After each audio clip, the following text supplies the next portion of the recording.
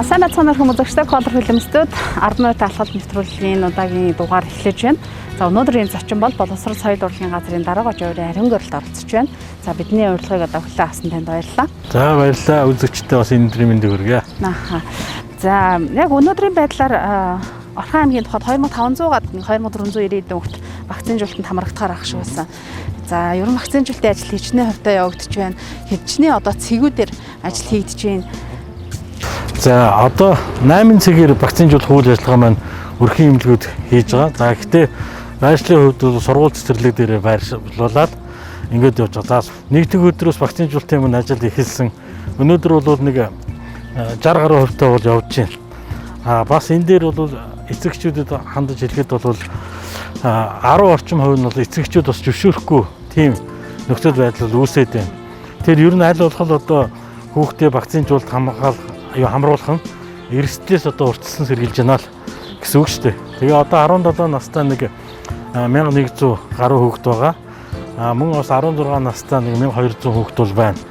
Тэгээд ерөнхий боловсролын сургуулиас гадна бас мэргэжил сургуульд үйлдвэрлэлийн төв ахлах сургуулиуд дээр сурж байгаа хүүхдүүд байгаа. Эдгээр маань нийлэхээр нэг 2400 гаруй хүүхэд болчиход байгаа. Нэгдүгээр ангид орох хүүхдүүд. За мөн цэцэрлэгт орох хүүхдүүдийн бүртгэл ямар хэлбэрээр? Өнгөрсөн жил бид нар 1-р ангийн бүртгэлээ цахимаар хийж турсан 5 аймгийн нэг нь бол манайх байгаа. За ингээд бид нар бол цахимаар явуулахад бол боломж олцоо бол бүрэн үүсэж байна. За энэ жил бол бүх одоо институт бол цахимаар явагдана. Манай яамны юуруу сайт руу явж ороод тэгээд тэндээсээ шууд бид нар эндээс хамрах сурах тойргийг хийгээд өгчнө. Тэгээд тэр тухайн хамран сурах тойргийн бүртгэл тухайн тэр сургуулийнхаа бүртгэл доторл байна гэсэн үг байхгүй. Тэгээд хүүхдийнхаа регистрийг хийхээр зэрэг тухайн сургууль нь мөн байх юм бол шууд бүртгээд явчихна. Биш байх юм бол та тэр харьяалын баг байна. Тийм учраас тэр одоо сургууль дээр бүртгүүлнэ үү гэдэг тэр зааврууд нь гараад үндсэндээ нэг 4-5 алхам хийгээл хүүхдүүдэд бүртгүүлчих.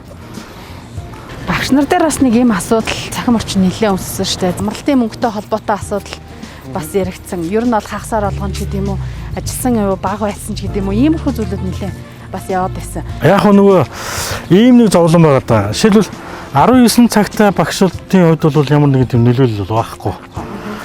Гэтэл 22 цагтай юм уу, 25-6 цагтай явж исэн багш бол нөгөө бас жаахан тийм үзүүлэлт гарч байгаа нь бол үнний хувьтай.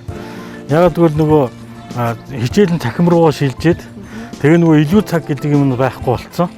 Тэгээд яваад ирэхээр зэрэг нөгөө сар болгон илүү цаг бодогдоод тэрүүгээрээ өндөр ингээд гараад явхаар чинь зэрэг яг тэрнийх нь өндөрөөр нь амралтын цаг нь амралтын мөнгө нь бодогдчихж байгаа байхгүй юу. Тэгэхээр зэрэг яг энэтэй холбогдуулсан тиймэрхүү зүйл бол байгаа. За энд бол одоо цэцрийн ажил явж байгаа юм байна. За.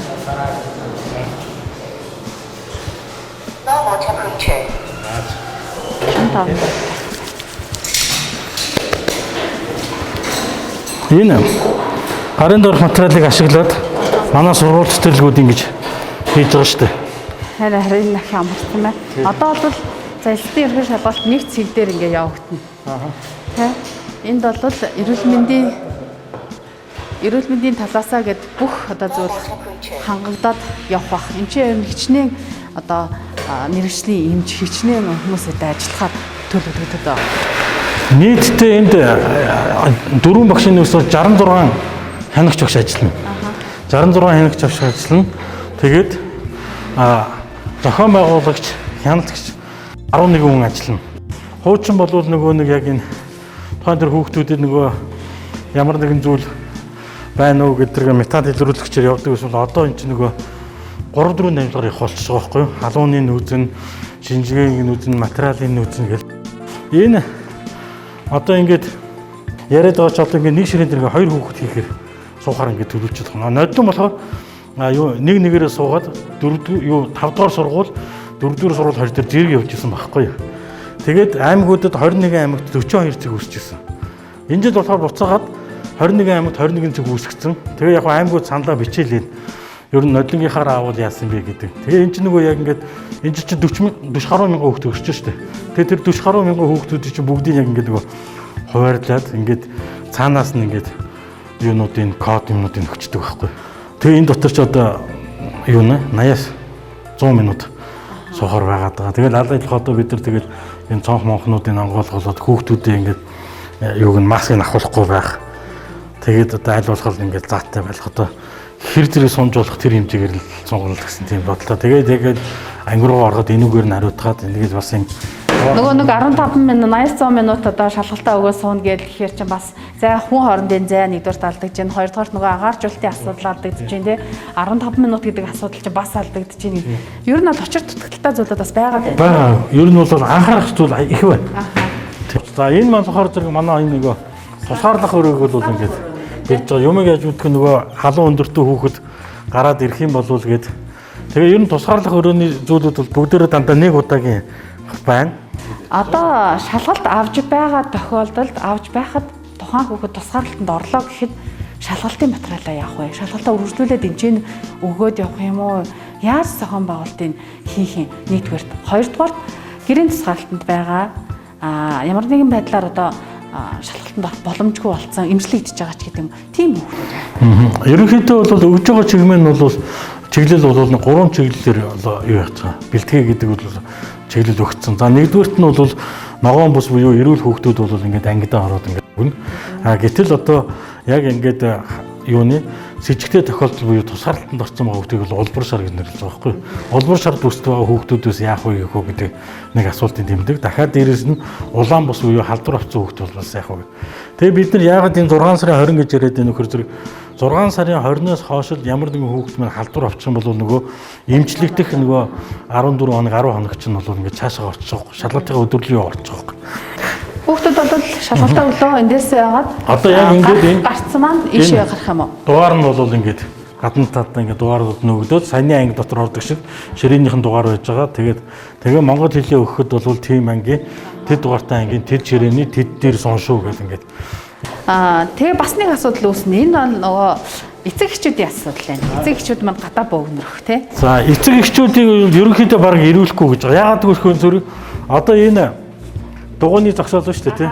Энэ дугуйны зогсоолын хажуу талд нөгөө нэг маш том дэлгэц ирчих юм. Тэгээ энэ дэлгэцээр бол хүмүүс холоос харж болно. Дахиад энэ дэлгэцийг тэр өдөр шууд лайв цацна.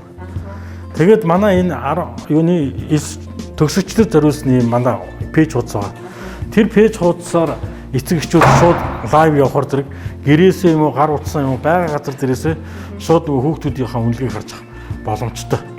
Тийм учраас бол бид нар бол яг тэр өдөр бол аль болох эцэгчүүдийг ирэхгүй байх. Харин тэр чиглэлээр мэдээллүүд авахыг бол уриалж хийж ярьж өгч байгаа. Тэгээ нодлонгийн туршлага дээрээс харахад бол харьцангуй нөгөө эцэгчүүд мань хэрэглээ суртсан. Тэгээд бол бас гайгүй цөөхөндүүл эцэгчүүд бол харагдаж ирсэн. Одоо хамгийн одоо эмзэглээд байгаа зүйл юу гэхээр зэрэг 12 дугаар ангийн 15 хүүхэд халдвар авсан байна. За энэ халдвар авсан 15 хүүхэд бол эмчлэгдээд одоо ингээд амжиж байгаа гэж бид нар ойлгож байна. Энэ өдрөөс хойш л одоо хүүхдүүдийн халдвар нэмэгдэхгүй байх хэрэгтэй байна. Тийм учраас эцэгчүүд нь анхаараач 12 дугаар ангийн хүүхдүүд маань халдвар зүртүүд байна. Гэрээс нь битгий гаргаач. Гэрт нь ногоон бүс үүсгээд бүх одоо юуг нь давтахын цахимаар өгүүлээч. Хэдхэн хоног байна.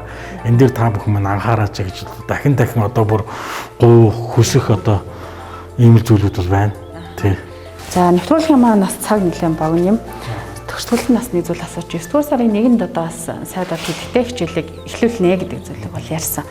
Ерөнхийдөө бол хичээлийн бэлтгэл эхлэхэд манай Орхон аймгийн тухайд сургууль цэцэрлэг тий ихтэй сургуулиуд маань бэлтгэл ажил өрнө хэр төвшин хангагдж байна. Өмнөх одоо системээр одоо зуны улиралдаа засварчилгээ хийгээд төвчлөлтөө хийгээд явж байгаа ийм зүйлүүд маань хэвэн явагдаж байна уу? Бусад ковидоос гадна бусад ажлууд мэдээж давхар явж байгаа шүү дээ.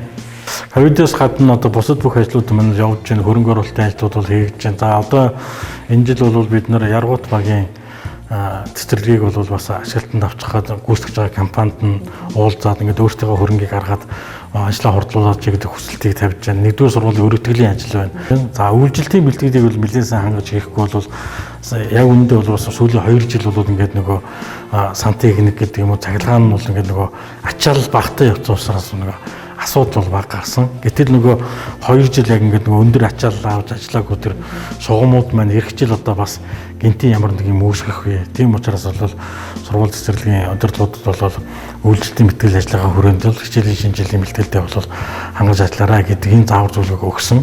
Дахиад эх оны одоо 22 оны төсвийг дандаа цахимаар авч байгаа. Ингээл явж байна. хийж явж байна. За нэвтрүүлгийн маань урилгыг хүлээн авч бас тодорхой мэдээллийг ард иргэдэд эцэг эхчүүдэд өгсөн танд баярлалаа.